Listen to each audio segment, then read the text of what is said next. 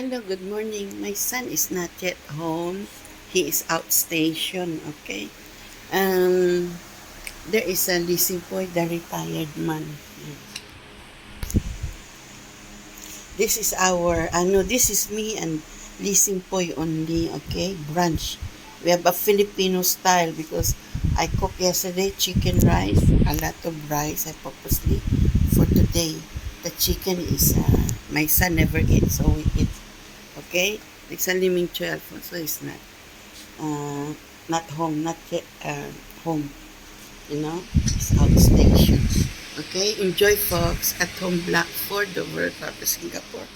Our family, our family, but only me and my hubby, okay?